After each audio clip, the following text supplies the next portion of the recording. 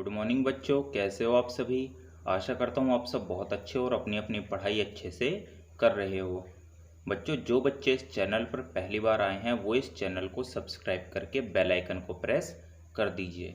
तो देखिए बच्चों, आज का जो हमारा टॉपिक है वो है प्रतिरोध की ताप पर निर्भरता। देखिए बच्चों, इस वीडियो में जो आई बटन पर वीडियो आ रही है इसमें हमने पढ़ा था प्रतिरोध को प्रभावित करने वाले कारक।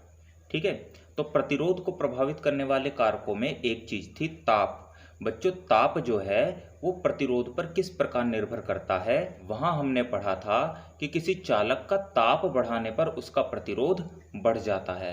तो बच्चों देखिए, वो केवल चालक के लिए था। अर्धचालक, मिश्र धातुएं, वैद्युत अपघट्य, इन सब के लिए क्या प्रभाव पड़ेगा अगर हम इन सब का ताप बढ़ाएं तो इनके प्रतिरोधों पर क्या प्रभाव पड़ेगा, आइए पढ़ते हैं। तो देखिए बच्चों, नंबर 1 है चालक के लिए। किसी चालक का प्रतिरोध ताप बढ़ाने पर बढ़ जाता है। भाई हमारे पास कोई चालक है, उसका अगर हम ताप बढ़ाएं तो उसका प्रतिरोध बच्चों बढ़ जाएगा। यदि 0 डिग्री सेल्सियस तथा T डिग्री सेल्सियस, भाई एक तो 0 डिग्री सेल्सियस है टेम्परेचर और एक है कोई भी T डिग्री सेल्सियस, या बोल सकते हैं कोई भी normal room temperature 30 degree, 35 degree, 40 degree, ठीक है, कुछ भी हो सकता है। तो हमने उसकी जगह T डिग्री सेल्सियस रख लिया। पर किसी चालक का प्रतिरोध क्रमशः R0 तथा RT हो, यानी कि 0 डिग्री सेल्सियस पर किसी चालक का प्रतिरोध है R0 और T डिग्री सेल्सियस पर किसी चालक का प्रतिरोध है RT। तो देखिए बच्चों, इनमें क्या रिलेशन आएगा, RT is equal to R0 bracket में 1 प्लस में अल्फा टी। भाई RT तो वही है, T टेम्परेचर पर प्रतिरोध, R0 है 0 डिग्री सेल्सियस पर चालक का प्रतिरोध, ब्रैकेट में 1 प्लस में अल्फा टी। भाई T है टेम्परेचर और अल्फा है चालक का प्रतिरोध ताप गुणांक। ठीक है, प्रतिरोध ताप गुणांक, यानी कि बच्चों एकांक ताप में परिवर्तन करने पर चालक के प्रतिरोध में हुए परिवर्तन और अपॉन में प्रारंभिक प्रतिरोध, मतलब कि 0 डिग्री सेल्सियस पर प्रतिरोध के अनुपात को हम क्या बोलते हैं, उसका चालक का प्रतिरोध ताप गुणांक। फिर बच्चों देखिए, दूसरा है मिश्र धातुओं के लिए। मिश्र धातुओं का ताप बढ़ाने पर उसका प्रतिरोध बढ़ जाता है, किंतु प्रतिरोध चालकों की अपेक्षा कम बढ़ता है। भाई इसमें भी क्या होगा, इसमें भी प्रतिरोध बढ़ जाएगा, जो मिश्र धातुएं होंगी उनका भी प्रतिरोध बढ़ जाएगा, लेकिन ये जो वृद्धि होगी वो चालक की अपेक्षा कम होती है। तीसरा है बच्चों अर्धचालकों के लिए। देखिए अर्धचालकों में क्या होगा, अर्धचालकों का ताप बढ़ाने पर उनका प्रतिरोध घट जाता है। बच्चों अर्धचालक का जब हम टेम्परेचर बढ़ा देंगे तो उनका जो प्रतिरोध है वो घट जाएगा, अतः इनका प्रतिरोध ताप गुणांक का मान ऋणात्मक होता है। मतलब कि इनके लिए जो प्रतिरोध ताप गुणांक होता है अल्फा, वो होता है माइनस का होगा, तो प्रतिरोध उनका घट जाएगा टेम्परेचर के बढ़ने पर। चौथा है वैद्युत अपघट्यों के लिए। तो देखिए वैद्युत अपघट्यों के लिए क्या होगा, वैद्युत अपघट्यों का ताप बढ़ाने पर उसकी श्यानता घट जाती है। वही वैद्युत अपघट्यों का अगर हम ताप बढ़ाएंगे तो उसकी श्यानता घट जाएगी। भाई श्यानता अगर घट गई तो श्यानता घटने से क्या होगा, उसमें आयन सुगमता से चलने लगेंगे, यानी कि जो श्यानता होती है वो द्रव की दो परतों के मध्य लगने वाला घर्षण बल होता है।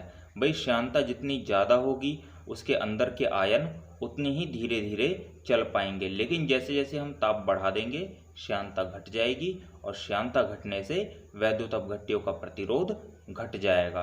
तो हम कह सकते हैं कि जैसे जैसे ताप बढ़ाएंगे वैसे वैसे उनका प्रतिरोध भी घट जाएगा। अब देखिए अगला है ओमीय परिपथ। तो देखिए ओमीय परिपथ में क्या है, वे परिपथ जो ओम के नियम का पालन करते हैं ओमीय परिपथ कहलाते हैं। यानी कि ओम का नियम हम लोगों ने इस वीडियो में पढ़ा था, जो आई बटन पर वीडियो आ रही है। देखिए इसमें हमने पढ़ा था कि किसी चालक के सिरों पर लगाए गए विभवांतर और उसमें बहने वाली धारा का अनुपात एक नियतांक होता है। ठीक है, तो अगर ये कंडीशन जिन परिपथों में लागू होगी तो उन्हें बोलेंगे हम ओमीय परिपथ। तो देखिए इन परिपथों में लगाए गए विभवांतर तथा धारा का अनुपात एक नियतांक होता है। वही बात जो अभी अभी हमने बताई कि जो विभवांतर लगाएंगे और जो धारा बहेगी दोनों का अनुपात क्या होगा, एक नियतांक होगा।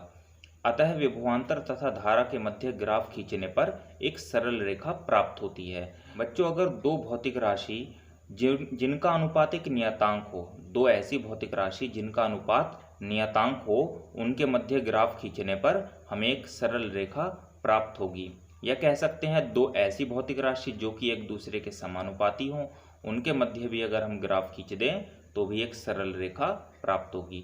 जैसे धात्विक तार, उदाहरण के लिए धात्विक तार जो होते हैं, चांदी या कॉपर आदि के जो तार हैं, वे ओम के नियम का पालन करते हैं, लेकिन केवल थोड़े विभवांतर और धारा के लिए, क्योंकि जैसे जैसे धारा हम उसमें बढ़ाएंगे वैसे वैसे क्या होगा, उसका ताप बढ़ जाएगा, ऊष्मा, क्योंकि ऊष्मा उत्पन्न होगी, ऊष्मा उत्पन्न होगी तो उनका ताप भी बढ़ जाएगा। तो केवल थोड़े ही कंडीशन पर, या कह सकते हैं थोड़ा विभवांतर और धारा लगाने पर ही वे ओम के नियम का पालन करेंगे।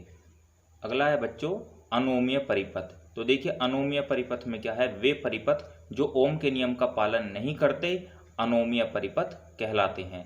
तो देखिए अनोमीय परिपथ में सिंपल, जो ओम के नियम का पालन करेंगे यानी कि जिसमें V/I बराबर नियतांक होगा वो ओमीय परिपथ, जिसमें V/I बराबर नियतांक नहीं होगा वो अनोमीय परिपथ होंगे।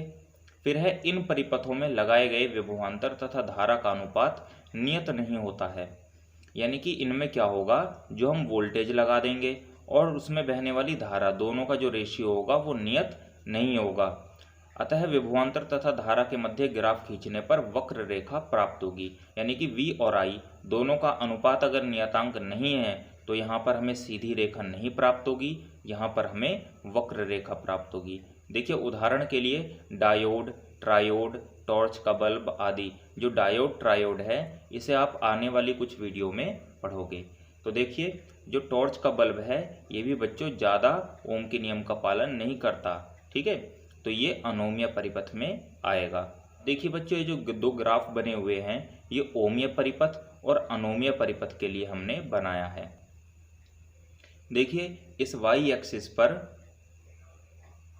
और ये एक्स एक्स है, इसी तरीके से ये भी वाई एक्सिस है और ये एक्स अक्ष है, ठीक है। तो देखिए इस वाई अक्ष पर हमने दोनों ही ग्राफ में विभवांतर को रखा है और इस एक्स अक्ष पर धारा को रखा है। तो देखिए ओमीय परिपथ में क्या होगा, इन दोनों के बीच ग्राफ खींचने पर हमें ये सीधी रेखा प्राप्त हो रही है, जबकि अनोमीय परिपथ में हमें ये वक्र रेखा प्राप्त हो रही है। बच्चों जो वक्र हमें प्राप्त हुआ है ये एक डायोड का वक्र है, ठीक है। डायोड का वक्र कुछ इस प्रकार से होता है। तो ये अंतर है इस ओमीय और अनोमीय परिपथ में। तो बच्चों आशा करता हूँ कि आप लोगों को ये टॉपिक अच्छे से क्लियर हो गया होगा। अगर किसी बच्चे को कोई प्रॉब्लम हो तो वो हमसे पूछ सकता है। तो बच्चों आज की वीडियो में इतना ही, मिलते हैं अगली वीडियो में। Okay, thank you.